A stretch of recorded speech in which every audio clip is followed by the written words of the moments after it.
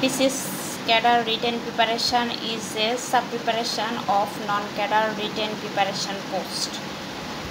আপনি যদি BCS written preparation BCS non cadre post, যেমন কদিন আগে একটা পোস্ট হচ্ছিল 1720 পদে ম্যাথমেটিক্সে শিক্ষা বিষয়ক কর্মকর্তা, তো ওখানে দুটো পোস্ট ছিল, নন ক্যাডার পোস্ট আছে এবং হচ্ছে যে আরেকটা সেটেলমেন্ট অফিসার কানাঙ্গ। তো ওই প্রিপারেশানগুলো রিটেন প্রিপারেশান নিতে হলে আপনাকে প্রিভিয়াস ইয়ারে তো পড়তে হবে। আর হচ্ছে দেখেন এখানে কিভাবে এসেছে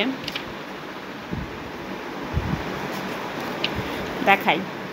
এখানে পিএসসির একটা পোস্ট, প্রথমে 7 মার্চের একটা এসেছে লিখিত প্রবন্ধ, ওটা লিখতে হবে।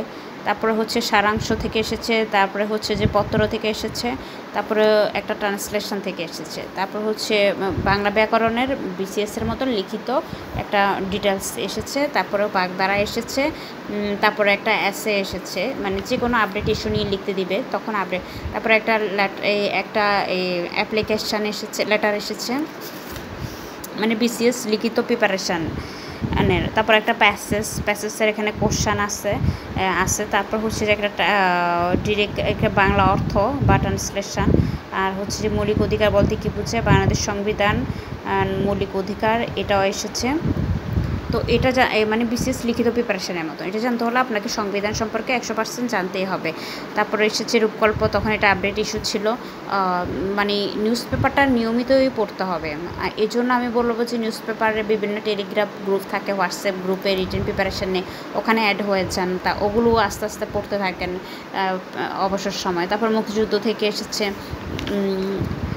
মানে অনেকে ভাবছে আমি যে BCS লিখিত দিব না, আমি নন ক্যাডার পোস্টের জন্য অ্যাপ্লাই করেছি, আমি কি এগুলো পড়া লাগবে?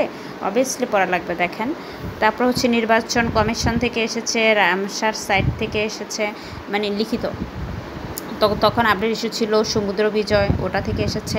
তারপরে হচ্ছে G7-8 থেকে এসেছে, UNFCCC, ওখানে ডিটেলস এটা জানতে হবে, আন্তর্জাতিক ইস্যু।